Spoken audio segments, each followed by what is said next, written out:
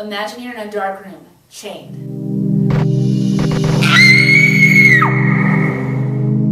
You hear voices all around you, all of them telling you what you should do. Not knowing which one speaks truth, you're overwhelmed and terrified of the situation, not knowing what to do next.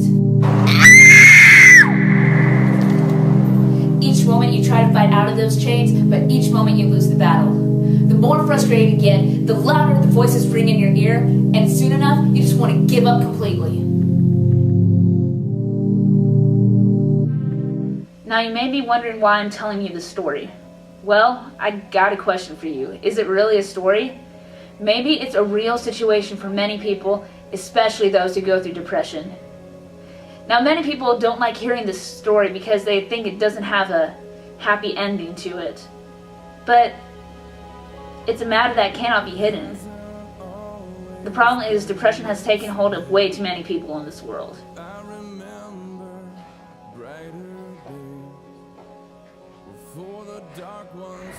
3, 4,400, 149,000. What do these numbers represent? 3. Suicide is the third leading cause of death for youth between the ages of 10 to 24. 4,400. The average of lives lost to suicide each year in the U.S. for youth between the ages of 10 to 24. 149,000. The number of self-inflicted injuries brought to medical attention each year in the U.S. for youth between the ages of 10 to 24. What causes youth to hurt themselves or to take it to extremes? The main cause is depression, but there are many contributing factors, such as drug abuse, sexual abuse, mental disorders or emotional disorders, anger or guilt, relationship problems, divorce of parents, parental unemployment, peer pressure, victimization from bullying, and social rejection. These statistics are painful to listen to, but you know what's even worse? There are people right outside our doors that know depression way too well. Every day they listen to hissing vipers whispering in their ears to give up on life for good. Every time they look at themselves in the mirror, they see nothing valuable, nothing precious about themselves.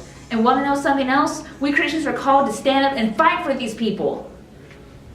Romans 10:13-14 says, "Whoever calls on the name of the Lord shall be saved. But how can they call on him in whom they have not believed? And how can they believe without hearing about him? And how can they hear about him without a preacher?" Once you accept Jesus Christ to be the Lord of your life, you become that preacher. Maybe not that guy in a suit and tie standing behind the pulpit, but you become a witness of the awesome and powerful God. You hold the remedy to this disease. You hold the key to those chains that bind so many people today. You can easily show someone God's love by sitting next to the one who sits alone during lunch, or inviting the girl to the movies with you and your friends, or just being a friend to the guy who's made fun of. Now, I'll admit, this isn't an easy thing to do, stepping out of your way to help someone else. But in Matthew 25:40, Jesus says, "I assure you, whatever you did for one of the least of these brothers of mine, you did for me." Basically, what Jesus is saying here is, when you love on those who are considered nerds, weirdos, bullied, or hurting in some way, you do it for Jesus. Show those that are suffering that someone actually cares about them. Warriors of Christ, we must wake up and fight. We are called to love the unloved, reach out to the unreachable, and fight for those who cannot fight for themselves. Our time is now, not tomorrow. Too many people may not be here tomorrow. The good news of Christ must not only be told, it must be lived. Let's go back to that dark room.